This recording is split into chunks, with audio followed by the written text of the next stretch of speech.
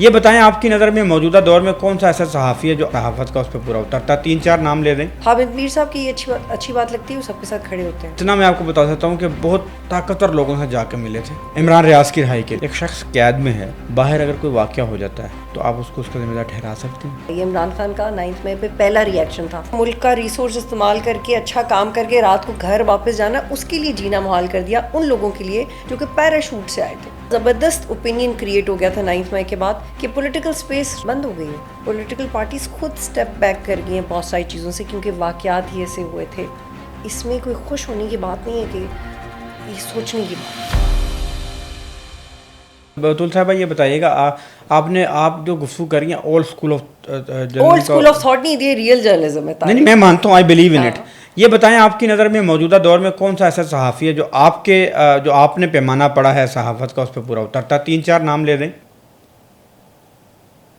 ان لوگوں کو بھی سٹینڈ لینے پڑ گئے، ان لوگوں کے بھی بہت جھگڑے تھے، لیکن آسما بہت اچھا کرتی ہیں. آسما بہت بہت بیلنس ہے ان کی جرنلزم میں. کسی کو ان سے اعتراض ہوگا، لیکن جو چل رہا ہے اس کے کمپیریزن میں بھی اگر میں بات کروں تو بہت بیلنس ہے. اور باقی لڑائیاں تو ہیں.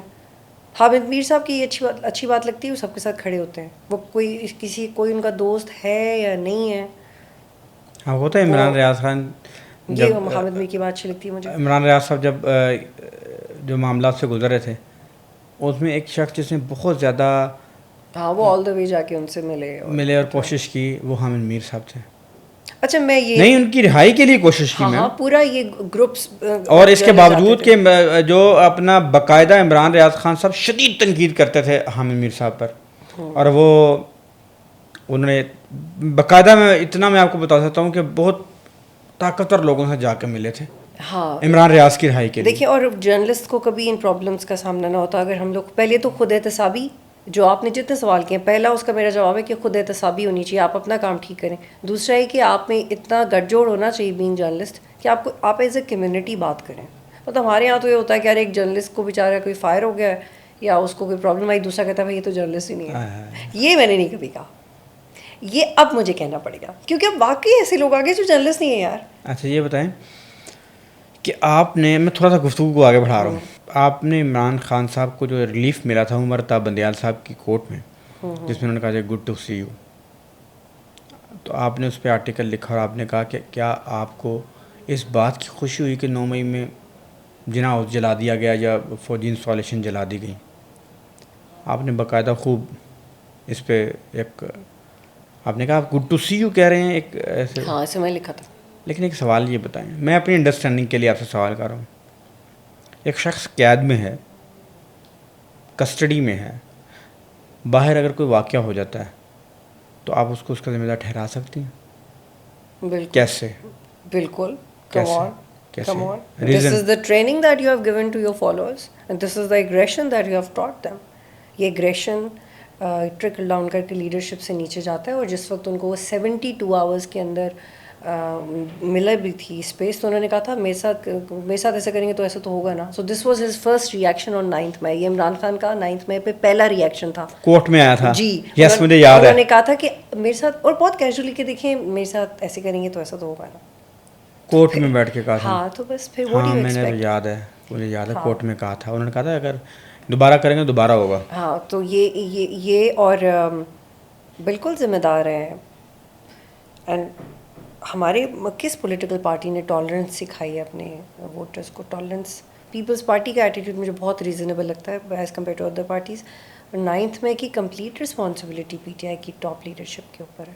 اور 9 مئی کے بعد ہی ہم زیادہ ذمہ دار ہو گئے ہیں طارق صاحب کہ ہمیں کیا بات کرنی ہے اور کیا نہیں کرنی. اس کی وجہ ہے کہ کچھ جرنلسٹ کی بے وقوفیوں کی وجہ سے، کچھ پولیٹیکل پارٹیز کے اپنے وہ جو ایک مومنٹ آف گلوری سے باہر نہیں آتے، ان کی وجہ سے ہمارے جیسے ورکنگ جرنلسٹ کو کام نہیں کرنے دیا گیا.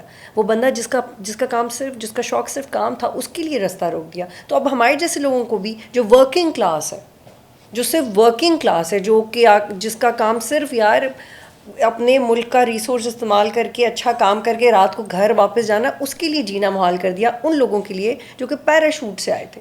ان لوگوں کے لیے تھے جن کو صرف لگتا تھا کہ اگر ان کی باڈی لینگویج بہت اسٹرانگ ہے تو ان کو ٹی وی پہ آ جانا چاہیے. تو اس لیے میں ایسے لوگوں کے خلاف بات کرتی ہوں، کیونکہ یار آپ پروفیشنلز نہیں ہیں، پلیز گھر واپس جائیں، آپ کچھ اور کر لیں، آپ زیادہ اچھا کریں گے.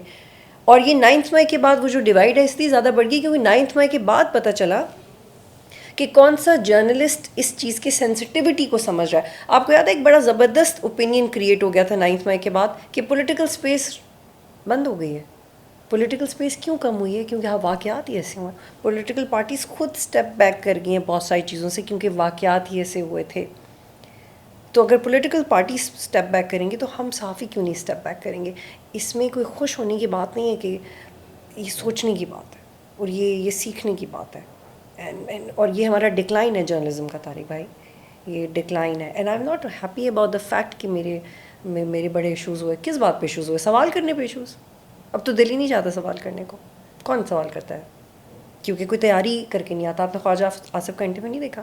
مہدی کون مہدی صاحب کے سامنے جا کے بیٹھتا کون ہے؟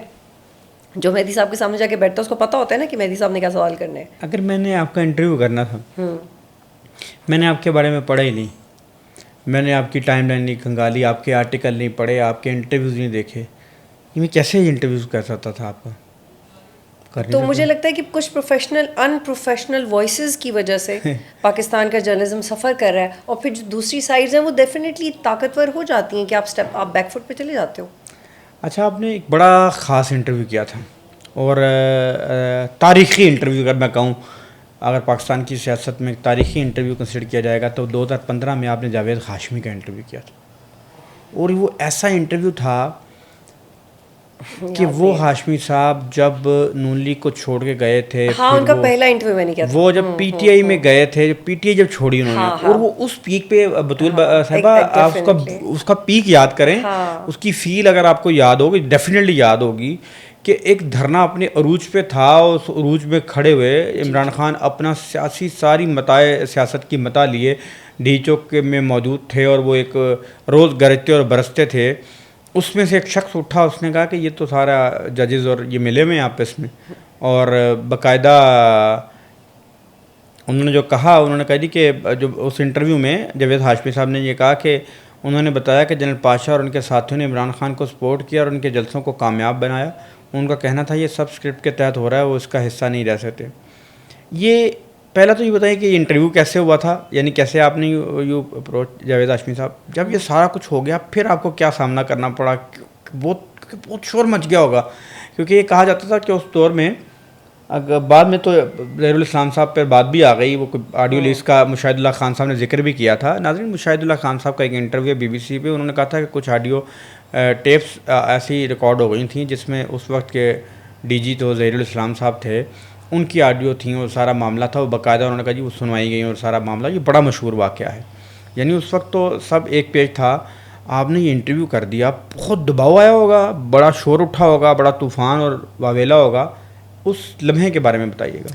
یہ آپ نے بہت اچھا یاد کروایا جاوید ہاشمی کا انٹرویو, لیکن وقتی طور پہ مجھے بھول گیا تھا کیونکہ میں نے اس سے اور بھی انٹرویوز کیے ہوئے ہیں جاوید ہاشمی کے, لیکن جو پہلا تھا خاص طور پہ اس وقت جب وہ اصل میں 2014 میں جو دھرنا تھا اس کو جو اصل ڈنٹ پڑا تھا وہ جاوید ہاشمی صاحب نے ڈالا تھا, اور پی ٹی آئی چھوڑی تھی انہوں نے پھر. اور مجھے یاد ہے کہ اس کے بعد مجھے سلیم صافی کبھی ایک شو تھا وہ بھی اس کے بعد چلا, لیکن انہی کا انٹرویو تھا, لیکن ہمارا انٹرویو زیادہ اس میں ڈسکس ہوا تھا کیونکہ ہم نے انٹرویو پہلے کیا تھا, اور کوئی پریشر نہیں آتا مجھے اس انٹرویو کے بعد. لیکن وہ خبر ہی اتنی بڑی تھی, لوگوں کا دھیان خبر پہ چلا گیا تھا. میں خیال ایک چکیا کس نے تھا, اس پہ کسی کا دھیان نہیں تھا, لائن اپ کیسے ہوا اس کا بھی کسی پہ دھیان نہیں تھا, خبر بہت بڑی تھی اس پہ دھیان تھا. پھر اللہ کا شکر ہے ایسی بہت بڑی خبر تھی اس وقت کی کئی دنوں تک یہی گونج رہی, یہی بازگشت رہی, اسی کا شور رہا, اسی انٹرویو پہ تو نون لیگ اپنا نیریٹو بلڈ کرتی رہی. انٹرویو ہوا, لائن اپ کیسے ہوا ہوگا؟ لائن اپ موسٹلی میں نے اپنے انٹرویوز موسٹلی جو ایکسکلوسیو انٹرویوز ہیں خود ہی لائن اپ کیے ہیں, لیکن یہ بہت بڑا انٹرویو تھا اور اس کی بڑی لیکن آپ یقین کریں کہ اس وقت میں was too young for current affairs, مجھے کرنٹ افیئرز کرتے ہوئے صرف 2 سال ہوئے تھے, اور مجھے نہیں پتا تھا کہ یہ کتنا بڑا انٹرویو ہوگا. مجھے